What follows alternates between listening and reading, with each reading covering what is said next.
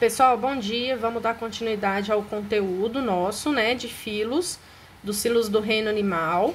Vamos terminar logo essa parte de invertebrados, entrar nos vertebrados e terminar logo para poder a gente estudar corpo humano, tá? O conteúdo do segundo ano é um conteúdo muito extenso. Então, eu vou falar bem de forma ligeira aqui, de forma rápida, para poder já adiantar isso aí. Então, olha só.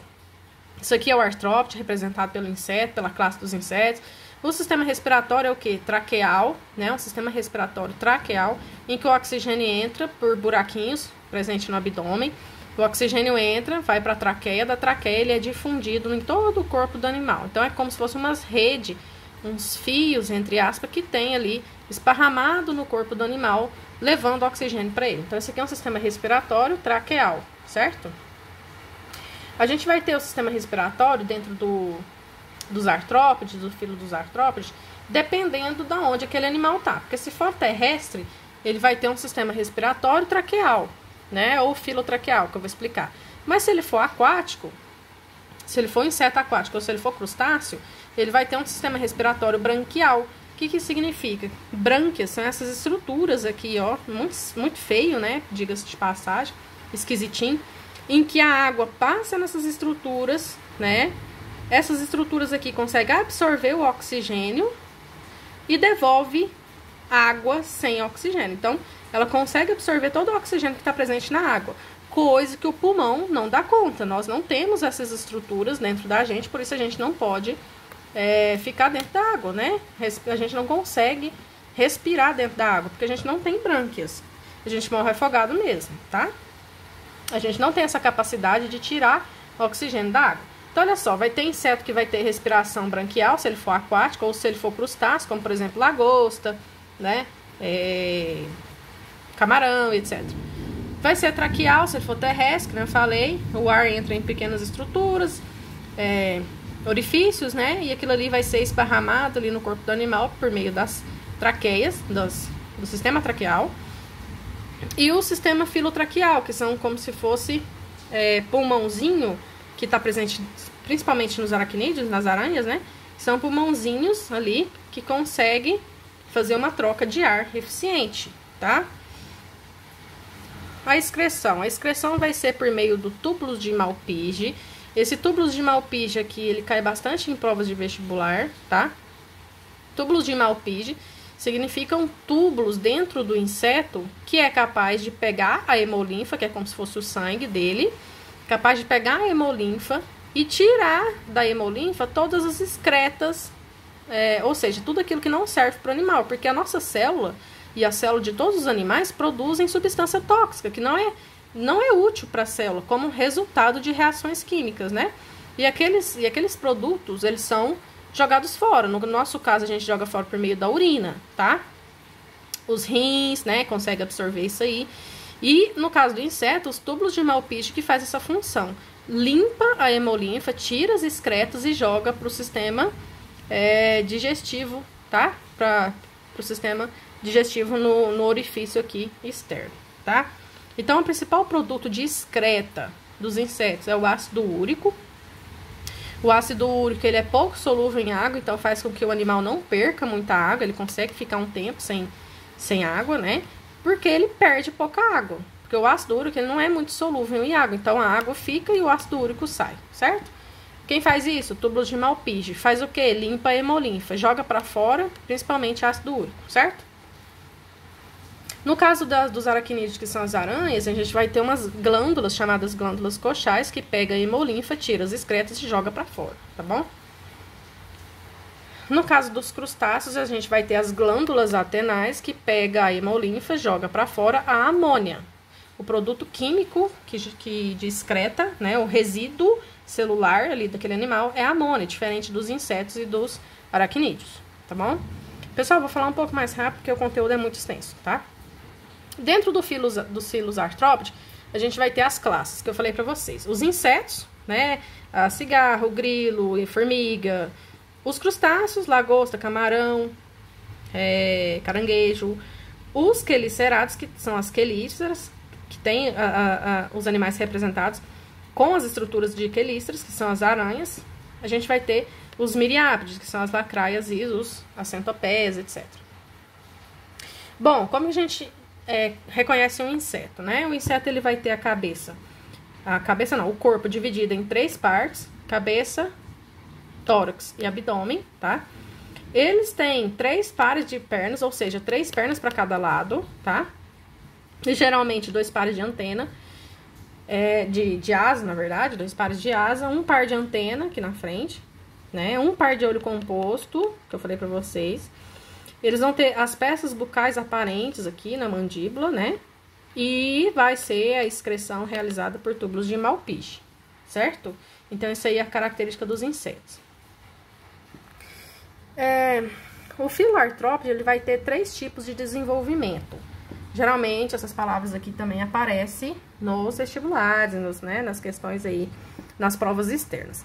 3 tipos de desenvolvimento. A metábolo, né, que o inseto nasce daquele jeito e morre daquele jeito, ele não sofre nenhuma metamorfose ao longo da vida, e a gente tem o exemplo das traças, que são aqueles bichinhos ali que aparecem no canto da parede, no guarda-roupa, tá? Ele nasce daquele jeito e ele fica daquele jeito até morrer. A gente vai ter os hemimetábolo, que vai ter a metamorfose parcial, em que eu vou ter um adulto, o adulto vai colocar um ovo, o ovo vai se transformar em ninfa, que é um adulto, como se fosse um adulto pequeno, né, uma criancinha. A ninfa vai se desenvolver, adolescência e tal, adolescência entre aspas, tá? Só para vocês fazerem uma comparação e entender. Então, a gente vai ter ovo, ninfa e adulto. Ovo, ninfa, adulto. Ninfa é como se fosse o adulto de forma criança, pequenininho, certo? Quem faz isso? As baratas e os grilos, um exemplo, tá? E aqui são os holometábulos. Os holometábulos são aqueles animais que fazem metamorfose completa, tá? A gente vai ter o adulto produzindo um ovo, o ovo se transforma numa larva, da larva se transforma em pupa e da pupa em adulto. Então, a gente tem uma metamorfose completa. Quem faz isso? O besouro, a mariposa, a borboleta, certo? Então, a gente vai ter 3 tipos de desenvolvimento. Aqui, a gente classifica os insetos, né, em ordens. Lembra da regrinha do reficofage? Reino, filo, classe, ordem e por aí vai. Então, quando a gente chega em ordem, tá aqui. Principais ordens: ortópteros, dípteros, lepidópteros, himenópteros e coleópteros, tá? O desenvolvimento, cada um vai ter ali a sua diferença. Diferença também do aparelho bucal, se ele for triturador, se ele for sugador, picador, né? As asas, 1 par de asas, 2 pares de asa, né? E aí, os nomes populares. Então, olha só um exemplo aqui. Dípteros, qual é o desenvolvimento dele? Holometábulo, ou seja, metamorfose completa, né? Aparelho bucal, picador, sugador, quantas asas que vai ter? Ele é o quê? Mosca, mosquito. Então, a gente vai ter os animais aqui classificados dentro das ordens de acordo com o desenvolvimento, aparelho bucal e o número de asas, tá? Isso aqui tá no livro de vocês, depois vocês dêem uma olhada. Outro grupo que a gente vai ter depois de inseto dentro dos artrópodes, do filo artrópode, né? Que são os miriápodes. Os miriápodes, por que miriápodes? Porque significa 1000 pés, então são animais que têm bastante apêndices locomotores, né, que vocês chamam de pé. Olha só, a lacraia, por exemplo, ela faz parte do grupo quilópodes. A lacraia, ela vai ter um par de pernas para cada segmento do corpo. Então, um segmento, um par de perna. Outro segmentozinho, um par de perna. Outro segmento, um par de perna. Então, para cada segmento, ela vai ter um par de pernas. Vai ter um apêndice para inocular veneno, tá? Que a gente chama de aguilhão. E o último par em aparelhos genitais, tá? O último par aqui, beleza? Então, esses aqui são os quilópodes. A gente vai ter os diplópodes, que em cada segmento a gente vai ter 2 pares de perna. Então, é muita perna, né? Muita perna. Representado aí pela... A gente chama de piolho de cobra, né? Esse animal aqui. Não sei se vocês chamam assim. Depende muito de cada região do Brasil, tá? Esse grupo aqui são chamados de diplópodes. A gente vai ter um terceiro grupo aí terceira classe dentro do filo artrópode, que são os crustáceos. Os crustáceos, eles são bem diferentes, né? São animais com bastante apêndices, patas e tudo mais. Só que aqui, em vez de a gente ter cabeça, tórax e abdômen, a gente vai ter cabeça junto com o tórax. Isso aqui chama cefalotórax, quando a gente pega a cabeça e emenda com o tórax, tá? Além disso, vai ter um abdômen, quantidade de pernas, 5 pares de pernas torácicas, 5 pares de pernas natatórias, 2 pares de antena, né? E a gente tem toda a representação dos camarões, da lagosta, etc. Sistema digestório completo, a respiração branquial, porque são aquáticos. Sistema circulatório com hemolinfa, né? Que nem eu falei pra vocês. A reprodução sexo separado, então vai ter macho e fêmea, fecundação interna, o macho inoculando ali o órgão, né, reprodutor, na verdade, inoculando ali dentro da fêmea, o sistema nervoso ganglionar, certo? Aqui vocês vão fazer pra mim, tá?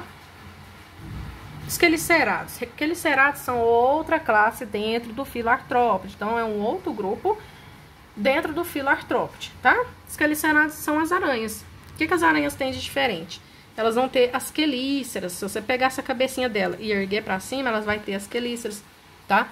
As quelíceras, elas podem ser inoculadoras de veneno, pode inocular veneno, pode prensar a presa, pode servir de prensa para segurar, né?